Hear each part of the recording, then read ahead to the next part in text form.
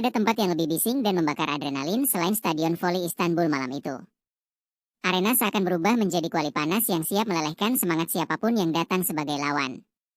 Genderang dipukul tanpa henti, bendera dikibarkan liar, dan teriakan 15.000 pendukung Fenerbahce menggema seperti mantra peperangan. Bukan hanya suara, itu adalah atmosfer intimidasi yang nyata, diciptakan untuk menghancurkan mental. Di tengah kobaran semangat fanatik itu, seorang perempuan muda asal Indonesia berdiri di pinggir lapangan. Megawati Hangestri, oposite Hiter Manisa BBSK, hadir seperti tamu tak diundang di pesta kebanggaan Istanbul. Kamera jarang menyorotnya, seolah ia hanya figuran dalam cerita besar malam itu. Tapi sorot matanya berbicara lain. Mega diam dalam badai. Ia tak membalas teriakan, tak menunduk, tak tersenyum. Jaket tim menutupi tubuhnya, tapi bukan untuk kehangatan, melainkan untuk menyimpan bara yang sedang dipeluknya dalam diam. Di antara dentuman genderang dan lagu klub yang menggema, satu-satunya suara yang ia dengar hanyalah detak jantungnya sendiri. Baginya, ini bukan sekadar pertandingan tandang. Ini adalah panggung ujian mental, dan mungkin, sejarah. Malam itu, Istanbul tak tahu bahwa di dalam tubuh yang tampak biasa itu, sedang menyala sesuatu yang luar biasa. Baru beberapa menit pemanasan berjalan, hujan hinaan mulai turun dari tribun. Kata-kata rasis dan seksis mengudara tanpa ragu, dilempar seperti peluru dari mulut-mulut yang haus kemenangan. Pulang saja ke hutanmu. Cantik buat jadi pelayan, bukan atlet, teriakan itu menusuk telinga. Tapi tidak ada teguran, tidak ada reaksi dari panitia atau komentator. Seolah semua yang terjadi adalah bagian dari pertunjukan. Megawati hanya diam. Ia melangkah perlahan ke sisi lapangan, mengencangkan tali sepatu, dan merapikan rambutnya di bawah ikatan karet sederhana. Kamera melewatinya sekejap, lalu kembali fokus pada bintang Fenerbahce, Melissa Vargas dan Eda Ardem. Seolah eksistensinya hanya gangguan sementara di layar TV nasional. Lalu benda mulai berterbangan. Sebotol air mineral melayang dan jatuh tak jauh dari kakinya, diikuti oleh kulit kacang dan cangkang biji bunga matahari. Beberapa penonton tertawa melihat reaksi rekan tim Megawati yang tersentak. Tapi Mega tetap tenang, hanya memindahkan botol itu keluar garis lapangan, tanpa sepatah kata. Malam itu, Stadion Istanbul menjadi panggung kekejaman terselubung. Namun di dalam dada Megawati, rasa sakit itu bukan luka baru, itu hanya api kecil yang menunggu angin besar untuk menyala. Pelatih Manisa, seorang pria Turki tua dengan pengalaman panjang, menatap Megawati dari sisi bench. Ia tahu sesuatu sedang disiapkan. Mega tak berkata apapun sejak turun dari bus, tapi setiap gerak tubuhnya mengirimkan pesan. Badai sedang ditahan. Ia tak datang untuk bermain cantik, ia datang untuk membalas. Sambil duduk di bangku cadangan, Mega mengamati permainan. Ia tidak bersuara, tidak bersorak saat rekan setim mencetak poin. Tapi matanya mengikuti setiap pergerakan lawan, mencatat pola rotasi, titik lemah dalam blok, dan bagaimana Vargas terlalu condong ke sisi kiri tiap kali bertahan. Ia menutup jaketnya rapat-rapat meski udara dalam stadion panas. Tangannya menggenggam lutut erat. Setiap ejekan dari tribun justru memperkuat konsentrasinya. Bukannya gentar, ia menyerap semuanya. Stadion itu, dengan segala kebisingannya, berubah menjadi ruang meditasi kemarahan. Dan di titik itu, Megawati tak lagi menunggu aba-aba. Ia sedang menyusun perlawanan diam. Saat panggilannya datang, bukan hanya tubuhnya yang masuk lapangan, tetapi juga api yang selama ini ia peluk dalam sunyi. Waktu yang ditunggu datang. Manisa tertinggal jauh di pertengahan set pertama. Pelatih memberi isyarat pada Mega, dan dengan tenang ia membuka jaketnya dan masuk ke lapangan. Beberapa penonton mencibir, yang lain hanya tertawa mengejek. Akhirnya si pelancong tropis main juga. Mega berdiri di belakang garis servis. Bola ia lempar tinggi, lalu meluncur deras, tepat ke zona antara dua pemain bertahan lawan. Poin. Hening. Untuk pertama kalinya malam itu, stadion kehilangan sedikit suaranya. Seperti alarm yang tak berbunyi, tapi tetap membuat orang terjaga. Lalu ejekan kembali terdengar, berusaha menutupi rasa kikuk yang menyelinap. Tapi Megawati tidak memperhatikan. Wajahnya datar, tapi langkahnya mantap. Ia tidak selebrasi, tidak berteriak. Ia hanya kembali ke posisi, menunggu bola berikutnya. Aura di lapangan mulai berubah. Lawan tak tertawa selepas tadi. Mereka mulai melihat bukan sekadar pemain cadangan, Tapi sesuatu yang tak bisa mereka nilai dari warna kulit atau paspor. Bola rally panjang terjadi. Manisa dalam tekanan, hingga akhirnya bola lambung tinggi mengarah ke sisi kanan. Di sana, Megawati menunggu. Ia melompat, tangannya menghantam bola secepat kilat, dan boom! Bola menembus blok Eda Erdem, kapten dan ikon Fenerbahce. Dentuman smash itu seperti letusan senapan dalam keheningan. Penonton tersentak, komentator terdiam 2 detik sebelum kembali bicara. Tapi kali ini dengan nada yang tak lagi meremehkan. Mega tidak merayakan poin, hanya melirik ke net. Eda memandang balik, wajahnya menyiratkan ketidakpercayaan. Sesuatu mulai berubah. Ini bukan lagi tentang tim tamu melawan tuan rumah. Ini tentang satu pemain yang mulai menulis narasinya sendiri, di tengah skenario yang awalnya tak memberi ruang. Smash itu bukan hanya mencetak angka, tapi menggetarkan bangunan kepercayaan Fenerbahce. Namun, kamera masih enggan lama menyorot Megawati. Dunia belum siap memusatkan perhatian pada gadis dari Asia Tenggara ini. Tapi Mega tidak butuh sorotan. Ia butuh bola, dan satu kesempatan lagi untuk membungkam stadion. Tapi kenyataan kembali menyergap. Vargas, dengan tubuh menjulang dan pukulan menggelegar, menghancurkan pertahanan Manisa berkali-kali. Blok Eda makin kuat, dan skor perlahan menjauh. 25-14, set pertama menjadi milik Fenerbahce tanpa banyak perlawanan. Mega tetap bermain, tapi bola jarang diarahkan padanya. Setter lebih sering memilih opsi aman. Ia tetap mencoba bertahan, mengejar bola-bola liar, tetapi dominasi lawan terlalu telak. Di pinggir lapangan, para supporter tertawa puas, menganggap ledakan Megawati tadi hanya kebetulan kecil. Tapi di balik wajah tenangnya, Mega tidak melihat kekalahan. Ia melihat celah. Ia melihat bagaimana libero lawan lambat berpindah ke zona 5, bagaimana blok tengah terlalu cepat melompat. Ia mencatat semuanya, menyimpannya seperti memori di ujung lidah. Saat rekan-rekannya berjalan gontai menuju bench, Mega hanya meneguk air tanpa bicara. Ia tidak marah. Tidak putus asa. Ia hanya sedang menyusun skenario ulang, bukan untuk menang, tapi untuk menyalakan ulang dirinya sendiri. Saat duduk di bench, kamera menyorot wajah Megawati. Untuk pertama kalinya malam itu, mata penonton TV bisa melihat lebih dekat. Ada api di sana. Bukan kemarahan sesaat, tapi luka lama yang berubah menjadi cahaya. Ingatan masa lalu terpantul dalam pupilnya. Ketika ia pernah diremehkan di tim nasional, ketika media hanya memuji lawan. Saat ia gagal masuk tim utama karena dianggap terlalu sederhana, kurang ekspresif, atau bukan wajah komersil. Semua itu disimpan, dipendam, tak pernah dibalas dengan kata-kata. Mega belajar dari kecil bahwa dunia kadang tak adil pada mereka yang tak bersuara. Tapi bukan berarti mereka lemah. Ia menulis kekuatannya dalam latihan, dalam keringat, dalam disiplin yang membuatnya berdiri hari ini, di stadion yang ingin menenggelamkannya. Dan malam itu, ia tahu, ia tidak datang untuk membungkam stadion. Ia datang untuk menyalakan sesuatu dalam dirinya sendiri. Dan kalau stadion ikut terbakar, itu hanya efek samping. Set kedua dimulai. Pelatih menunjuk Mega sebagai starting opposite. Penonton mencemooh lagi, kali ini lebih keras, seolah ingin mencegah kebangkitan. Tapi Mega masuk tanpa ekspresi. Ia bukan lagi bayangan, ia adalah badai yang siap dilepaskan. Servis pertama langsung menghasilkan AC. Poin berikutnya, ia membongkar blok 3 pemain dengan tip halus ke zona kosong. Fenerbahce terkejut. Komentator mulai menyebut namanya lebih sering, kali ini dengan nada waspada. Set kedua berubah arah. Smash demi smash, Mega mulai menekan dari sisi kanan. Ia tak hanya memukul keras, ia membaca. Mengatur. Mengacak ritme. Penonton mulai bingung, karena setiap sorakan ejekan justru dibalas dengan poin. Di bench lawan, pelatih mulai berdiri lebih sering. Wajah-wajah pemain Fenerbahce tak lagi percaya diri.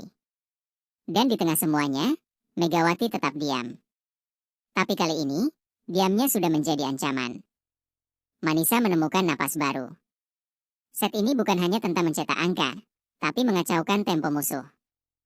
Megawati memimpin dengan tenang. Ia mengarahkan serangan ke zona kosong, memainkan tip yang membuat libero lawan salah langkah. Blok lawan mulai ragu. Mega tak banyak bicara, tapi gerakannya memberi instruksi. Ia mengubah tempo, Dari cepat ke lambat, dari smash ke push. Seperti dirigen yang memegang kendali atas simfoni perlawanan. Dan timnya mengikuti, percaya. Penonton mulai ragu, harus tetap mencemooh atau mulai mengakui. Mereka tak bersorak sekeras tadi. Ada jeda setelah setiap poin Megawati, seolah publik Istanbul sedang memproses ulang siapa sebenarnya yang mereka hadapi malam ini. Dan Megawati, yang datang sebagai bayangan asing, kini menjadi pusat gravitasi lapangan. Ia tak merebut perhatian, ia membuat perhatian datang sendiri. Skor 24-23. 1 poin lagi untuk mengakhiri set. Servis datang, rally panjang terjadi. Bola liar mengarah ke Mega di posisi belakang. Ia melompat, pukulan silang mengarah ke pojok kiri belakang. Line out of reach. Bola menyentuh lantai. Poin. Hening. Seluruh stadion Istanbul, yang sejak awal memaki, mengejek, dan menertawakan, tiba-tiba kehilangan suaranya. Mega tidak merayakan. Ia hanya menatap net, lalu menoleh pada rekan setim. Senyum kecil muncul di sudut bibirnya. Manisa memenangkan set kedua. Tapi ini bukan tentang angka. Ini tentang pesan. Pesan bahwa seseorang yang diremehkan bisa mengubah arah badai. Bahwa kekuatan sejati lahir bukan dari sorakan, tapi dari ketabahan dalam sunyi. Dan malam itu, di stadion yang dibangun untuk menggertak, seorang perempuan dari Indonesia berdiri tegak. Membawa bukan hanya kemenangan, tapi keheningan paling menyakitkan bagi tuan rumah. Kesadaran bahwa mereka telah salah menilai. Kemenangan di set kedua menjadi titik balik bukan hanya di lapangan, tapi juga di ruang siaran. Nama, Megawati Hangestri, mulai muncul di bibir para komentator Turki, meski sebelumnya hanya disebut sekilas. Kamera, yang tadinya lebih suka menyorot pemain bintang tuan rumah, kini tak bisa menghindari gerakannya. Gerakan itu terlalu penting, terlalu berdampak untuk diabaikan. Media sosial mulai ramai. Cuplikan smash keras Megawati dan ekspresi dinginnya tersebar di Twitter Turki. Netizen mulai bertanya, siapa pemain Asia itu? Di ruang produksi siaran, operator memilih ulang sudut kamera, memastikan bahwa Mega tidak lagi luput dari frame. Ia bukan lagi bayangan, tapi pusat gravitasi pertandingan. Komentator mulai berubah nada. Tidak lagi sinis, tapi penuh kewaspadaan. Salah satu dari mereka bahkan mulai menyebutnya dengan penuh hormat. Megawati Hangestri, pemain oposite dari Indonesia, kini menjadi senjata utama Manisa. Nama itu akhirnya mendapat ruang. Bukan karena belas kasihan, tapi karena dominasi yang tak bisa ditolak. Dan di tengah sorotan yang mulai hangat itu, Mega tetap tidak berubah. Ia tidak tersenyum. Tidak melambai ke kamera. Tidak memberi tanda damai ke tribun. Ia hanya berjalan seperti biasa, tenang, efisien, dan menyimpan bara yang belum sepenuhnya padam. Di tengah jeda antara poin, saat rotasi mempertemukan mereka di garis net, dua sosok saling bertatap. Megawati dan Eda Erdem. Sang kapten Fenerbahce, legenda voli Turki, menatap dengan penuh ketegasan. Di seberangnya, Mega menatap balik, bukan dengan arogansi, tapi dengan keyakinan yang tak goyah. Eda mencoba membaca mata lawannya, mencari keraguan, mencari celah emosional. Tapi yang ia temui hanyalah danau yang tenang. Tenang karena dalam. Mega tidak menantang, tidak menunduk. Hanya diam, namun diam yang memukul balik lebih keras dari kata-kata. Kamera menangkap momen itu dan menyebarkannya ke jutaan penonton di rumah. Sebuah duel tatapan yang mewakili dua dunia. Satu datang dengan nama besar dan sejarah panjang, satu lagi datang dengan nyali dan luka yang dibentuk oleh ketidakpercayaan. Tapi malam itu, mereka bertemu di garis net, sebagai setara. Dan dari tatapan itu, sesuatu mulai bergeser. Ini bukan lagi pertandingan antara tim besar dan tim kecil. Ini tentang dua pemimpin, dua kutub kekuatan yang mencoba memecahkan satu sama lain. Dalam keheningan mata, mereka mengucapkan satu hal yang sama. Aku tidak akan menyerah. Set ketiga berjalan panas. Fenerbahce menyerang dengan penuh emosi, dan Megawati sempat diblok 2 kali oleh Eda. Sorak-sorai penonton kembali membahana, seolah menemukan celah untuk menjatuhkan semangat lawan. Tapi Mega tidak bereaksi. Ia berdiri, membersihkan tangan dengan tenang, dan kembali ke posisi. Poin berikutnya, Mega menerima bola lambung tinggi. Ia melompat, menghantam keras melewati blok, dan bola menghujam lantai. Tidak ada selebrasi. Ia hanya menatap Eda sebentar, Tatapan datar, tapi dalam.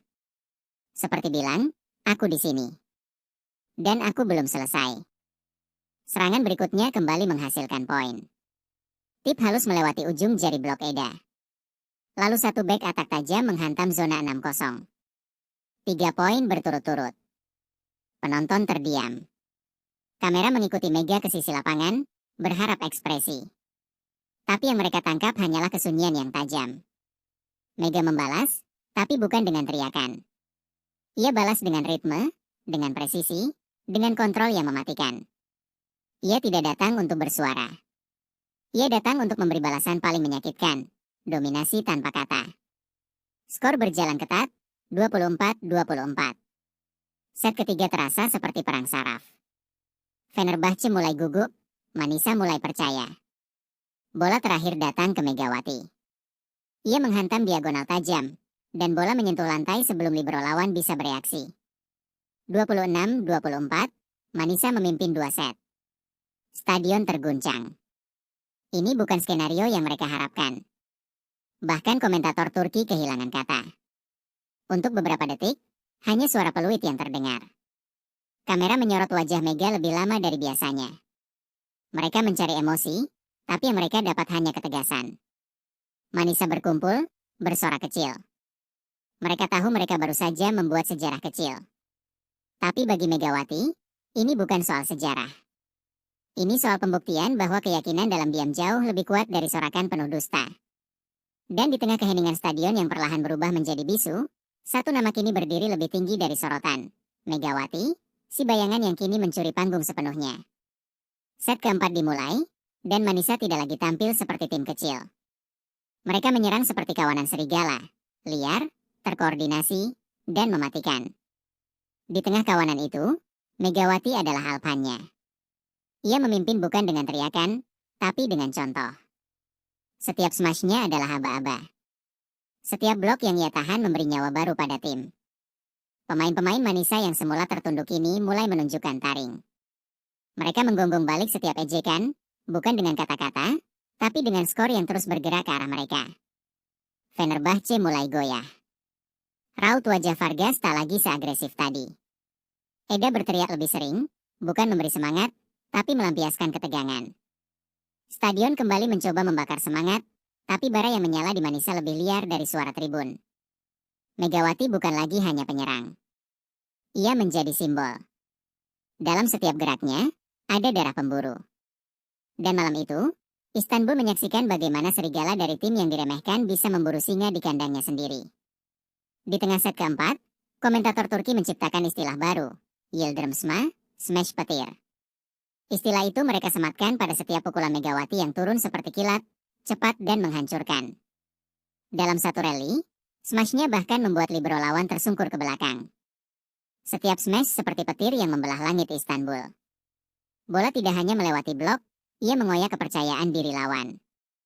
Smash dari zona 2, dari posisi belakang, bahkan dari bola setengah matang, semuanya menghasilkan poin. Penonton hanya bisa mendesis atau menghela napas setiap kali Mega melompat. Tidak ada yang bisa meragukan lagi kekuatannya. Seorang komentator bahkan berkata, ini bukan hanya pemain asing, ini badai dari timur. Dan badai itu tidak datang dengan suara keras. Ia datang seperti petir, senyap sebelum menyambar, memekakan setelah menghantam. Tepuk tangan pertama terdengar setelah Megawati mencetak aci kedua di set keempat. Awalnya pelan, lalu menyebar. Bukan tepuk tangan sukacita, tapi penghormatan yang dipaksakan oleh dominasi. Tidak bisa tidak. Mega telah menaklukkan keraguan. Para supporter Turki, yang sebelumnya bersatu dalam cemoohan, kini terpecah. Sebagian mulai berdiri, sebagian tetap diam. Tapi tidak ada lagi yang bisa mengabaikan kenyataan, pemain berhijab itu telah mengambil alih pertandingan. Di media sosial, nama Megawati mulai naik di trending. Video editan singkat memperlihatkan smash-smash kerasnya dengan latar musik heroik. Akun-akun fanbase Fenerbahce yang tadinya sinis kini mulai memuji. Perlahan tapi pasti, ia menyusup ke hati musuh. Dan semua itu Megawati balas dengan tenang. Ia tidak tersenyum, tidak memberi gestur terima kasih. Ia tahu, respect ini bukan pemberian. Itu adalah pengakuan yang ia paksa keluar dari mulut-mulut yang enggan. Eda mencoba bangkit. Ia mengambil risiko lebih banyak, mencoba menyuntik semangat ke timnya. Tapi setiap kali mereka mulai bangkit, Mega datang mematahkan. Satu tip halus, satu blok tinggi, satu pukulan tajam. Semua menjadi tembok dingin yang menghentikan momentum. Keduanya tidak bicara. Tidak ada trash talk. Tapi seluruh dunia tahu, ini adalah perang pribadi. Sebuah duel antara pengalaman dan ketajaman, antara nama besar dan nama yang sedang dibangun dari dasar. Mega mengatur irama. Ia sengaja memperlambat atau mempercepat permainan sesuai kebutuhan. Bahkan saat ia tidak menyentuh bola, keberadaannya menciptakan tekanan. Setter Fenerbahce mulai ragu, bola-bola lambung mulai salah arah. Dan di tengah peperangan tak bersuara itu, Megawati menang. Karena ia tahu, dalam pertandingan seperti ini, yang paling kuat bukan yang paling keras, melainkan yang paling tahan. Bab ini sunyi. Tidak ada ejekan, tidak ada lemparan botol. Yang tersisa hanya tatapan. Tatapan dari ribuan penonton yang kini tidak lagi melihat hijab sebagai hal aneh, atau warna kulit sebagai bahan olok-olok. Mereka melihat kekuatan. Mega berdiri di tengah lapangan. Kamera menyorotnya.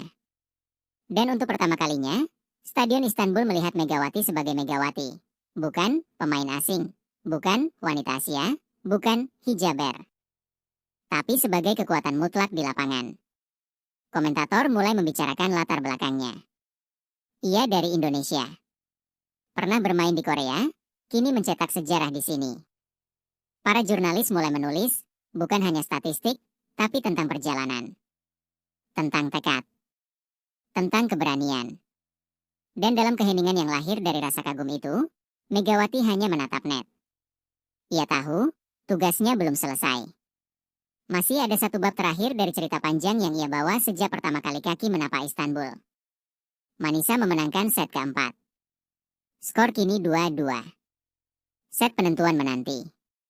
Stadion masih terdiam, masih terkejut. Tapi Mega tak larut dalam euforia. Ia berjalan ke pinggir lapangan, berlutut, menyeka keringat, dan menunduk dalam doa singkat. Doa itu bukan untuk menang, tapi untuk kekuatan menutup kisah ini dengan terhormat. Ia tahu, set kelima bukan hanya tentang skor. Itu adalah bab penutup dari perjalanan panjang yang dimulai dalam hinaan dan sunyi. Rekan-rekannya mendekat. Tak perlu banyak bicara. Mereka tahu, pemimpin mereka sedang membakar semangatnya untuk terakhir kalinya malam itu. Di bench lawan, Eda hanya bisa menatap. Mungkin kagum, mungkin gentar, mungkin keduanya. Dan ketika Mega berdiri, langit Istanbul terasa berbeda. Bukan karena cuaca, tapi karena ada sesuatu yang berubah. Seorang bayangan telah menjadi terang. Dan terang itu siap mengakhiri malam dengan ledakan terakhir. Set kelima dimulai. Sorak-sorai sudah berubah menjadi sunyi penuh tekanan. Semua mata kini tertuju pada satu sosok yang tak pernah dianggap di awal, Megawati Hangestri. Dari kursi komentator hingga penonton VIP, tak satu pun bisa mengalihkan perhatian dari perempuan yang berdiri tegak di garis servis. Tak ada lagi ejekan. Yang tersisa hanya rasa tegang.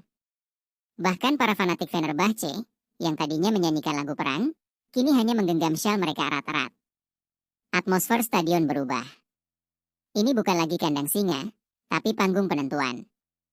Mega memutar bola di tangannya. Ia tahu semua sorotan kini ada padanya. Dan untuk pertama kalinya dalam hidupnya, ia tidak menolak spotlight itu. Ia menerimanya, bukan untuk pamer, tapi untuk menunjukkan. Diam bukan berarti lemah, dan kesederhanaan bukan berarti kecil. Peluit dibunyikan. Bola dilambungkan. Pertandingan terakhir dimulai. Tapi di balik rally dan skor, sebenarnya panggung ini adalah milik Megawati. Dan semua yang pernah meremehkannya kini terpaksa menyaksikan pertunjukan akhir dari seorang legenda yang baru lahir. Rally panjang. Bola melambung, dan Mega melompat tinggi di garis serang. Di seberangnya, Eda Erdem ikut naik, mencoba memblok. Mereka bertemu di udara, dua pemimpin, dua kutub kekuatan, dua sejarah yang saling berbenturan. Bola menghantam tangan Eda keras. Suara, duk, terdengar jelas, lalu bola memantul liar ke belakang, tak terkejar. Suara itu bukan hanya pantulan bola, tapi dentuman ego, dentuman kekuasaan yang retak. Stadion membisu, lalu meledak pelan oleh komentar panik para penyiar. Mega tidak menatap Eda. Ia tak perlu. Smash itu sudah berbicara lebih banyak dari 10 kata. Ia hanya kembali ke posisi, memantapkan langkah, dan mengatur napas. Tapi bagi Eda, momen itu adalah pukulan yang tak akan ia lupakan. Duel itu bukan soal angka, tapi tentang dominasi. Dan malam itu, di udara Istanbul, Megawati merebut langit dari tangan sang ratu. Skor menunjukkan 10-6 untuk Manisa. Keajaiban sedang terjadi, tapi bagi sebagian supporter Fenerbahce, ini adalah malapetaka. Kamera menangkap penonton mulai berdiri, mengambil syal dan jaket, lalu melangkah keluar stadion. Mereka datang untuk melihat pesta kemenangan, yang mereka dapat malah mimpi buruk. Di bench Fenerbahce, ekspresi suram menyelimuti. Vargas menatap kosong ke lantai. Pelatih mencengkeram papan taktik, tapi tahu bahwa tak ada strategi yang bisa menghentikan badai bernama Megawati. Bahkan komentator kehilangan nada antusias mereka. Mega masih menghantam, dan menghantam. Ia tidak peduli siapa yang pergi, siapa yang kecewa. Fokusnya hanya pada bola, pada garis, dan pada tugasnya untuk menutup pertandingan ini tanpa ragu. Dan ketika stadion mulai sepi oleh langkah kaki yang kecewa, Megawati berdiri tegak. Ia tahu, suara yang paling nyaring bukanlah teriakan, tapi langkah mundur dari musuh yang tak sanggup lagi bertahan. Keringat membasahi pelipis. Nafas berat mulai terdengar di antara reli. Tapi Megawati tak menunjukkan tanda melambat. Setiap bola yang datang adalah senjata, dan ia mengeksekusinya dengan presisi luar biasa. Komentator menyebutnya telah masuk ke beast mode, zona tak terkalahkan. Beast mode bukan tentang kekuatan fisik semata, tapi tentang mental yang melampaui batas manusia biasa. Mega berada dalam keadaan di mana tubuh dan pikiran menyatu, sepenuhnya terkunci pada misi, menyelesaikan cerita yang sudah ia tulis sejak titik pertama. Penonton yang masih bertahan mulai terpaku. Mereka tahu, ini bukan pertandingan biasa. Ini adalah momen sejarah. Dan di tengah semuanya, Megawati menjadi arsitek dari kehancuran dominasi yang sudah lama berdiri. Ia tak pernah berteriak, tak pernah selebrasi besar. Tapi malam itu, energi dari tubuhnya menular ke seisi lapangan. Karena saat satu orang tak menyerah, seluruh tim bisa jadi luar biasa. Vargas, dengan sisa semangatnya, mencoba menutup celah. Ia naik tinggi, smash keras diarahkan ke zona tengah. Tapi Megawati juga naik, tinggi, lurus, tegas, dan blok. Bola memantul balik, menghantam lantai di sisi Fenerbahce. Titik. Stadion terdiam. Komentator berhenti bicara sejenak. Blok itu bukan sekadar angka. Itu adalah simbol. Simbol bahwa malam itu, dominasi Vargas, sang ratu serangan Turki, resmi dihentikan oleh pemain yang tak pernah mereka perhitungkan. Mega tidak menatap lawannya. Ia hanya berdiri, tangannya masih terangkat, seolah berkata, "Aku tahu kamu kuat. Tapi aku lebih kuat malam ini." Di bench lawan, pelatih hanya bisa menghela napas panjang. Pertandingan mulai ditentukan. Dan publik tahu, ini bukan kemenangan biasa. Ini adalah penobatan. Bukan dengan mahkota, tapi dengan tangan yang membungkam raksasa. Dari salah satu sudut tribun, terdengar suara kecil yang memecah keheningan. "Ayo Mbak Mega." Teriakan polos dari seorang anak kecil, dengan bendera merah putih kecil di tangannya. Kamera langsung menyorotnya. Dunia menoleh. Teriakan itu bukan hanya dukungan. Itu adalah simbol. Sebuah kalimat sederhana yang menembus dinding-dinding diskriminasi, rasisme, dan pelecehan. Stadion yang ribuan suaranya dulu mengejek, kini terdiam oleh satu suara kecil penuh cinta. Mega menoleh, hanya sebentar. Ia tidak menangis, tapi matanya bergetar. Di tengah lautan yang dulu memusuhi, ada satu suara jujur yang menegaskan, ia tidak sendiri. Ia membawa bangsa. Ia membawa harapan. Ia membawa makna. Dan malam itu, seorang anak kecil menjadi saksi bahwa kebaikan bisa menang, bahkan di tengah tempat yang dulunya penuh kebencian. Skor 14-11. Match point. Bola terakhir datang tinggi. Mega mengambil ancang. Blok 3 pemain Fenerbahce menunggu. Tapi Mega tak gentar. Ia melompat. Menghentak. Mengayun. Boom. Bola menembus celah sempit di antara 3 tangan tinggi. Bola jatuh ke lantai. Peluit panjang dibunyikan. Skor 15-11. Game over. Megawati menjatuhkan diri ke lantai, menutup wajah dengan tangan. Bukan karena lelah, tapi karena akhirnya selesai. Rekan satu tim memeluknya. Bangku cadangan Manisa berhamburan ke lapangan. Tangisan, pelukan, dan teriakan kemenangan bergema. Tapi di tengah euforia itu, Mega tetap diam. Ia tahu, ini bukan keajaiban. Ini hasil dari setiap luka, latihan, dan keyakinan. Dan Istanbul, kota yang dulu ingin menguburnya, kini menjadi saksi atas kelahirannya sebagai legenda. Setelah upacara singkat, Eda mendekati Megawati. Wajahnya letih, tapi matanya jernih. Mereka berdiri di tengah lapangan, dua pemimpin yang telah memberi segalanya. Tanpa kata, Eda membuka tangan. Mega menyambut. Mereka berpelukan. Pelan, tapi erat. Kamera menangkap momen itu dari berbagai sudut. Tidak ada permusuhan, hanya penghormatan. Di pelukan itu, tertulis, kamu menang hari ini. Dan kamu pantas mendapatkannya. Penonton berdiri. Kali ini bukan untuk klub, tapi untuk dua prajurit yang bertempur sampai akhir. Dalam pelukan itu, tak ada menang atau kalah. Hanya hormat dari pejuang kepada pejuang. Dan malam itu, di antara lampu stadion yang mulai padam, satu pelukan menyelesaikan cerita dengan elegan. Tak ada dendam. Hanya sejarah. Wawancara pertama dimulai. Mikrofon diarahkan. Apa yang Anda rasakan setelah malam sebesar ini, Megawati? Ia menunduk sebentar, lalu menjawab pelan, saya tahu siapa saya, dan dari mana saya berasal. Itu cukup. Kutipan itu langsung meledak. Media sosial banjir. Kalimat itu menjadi mantra baru. Klip video momen-momen pertandingan viral di banyak negara. Megawati jadi bintang bukan hanya karena performa, tapi karena ketenangannya. Kemenangan tanpa sombong. Dominasi tanpa arogan. Sponsor hijab, brand olahraga, dan media berebut ingin bekerja sama. Tapi Mega menolak glamor berlebih. Ia hanya ingin istirahat, lalu latihan lagi. Karena baginya, satu pertandingan belum cukup untuk mengubah dunia. Tapi ia tahu, itu bisa jadi awalnya. Dan dunia tahu, ia mungkin diam, tapi dampaknya menggema lebih keras dari siapapun malam itu. Keesokan harinya, koran-koran Turki menaruh wajah Megawati di halaman depan. Judulnya tak berlebihan, legenda dari timur. Stasiun televisi memutar ulang smash-nya berkali-kali. Bahkan musuh pun kini menyebut namanya dengan penuh rasa hormat. Di Indonesia, Megawati menjadi simbol. Bukan hanya karena menang, tapi karena cara ia menang.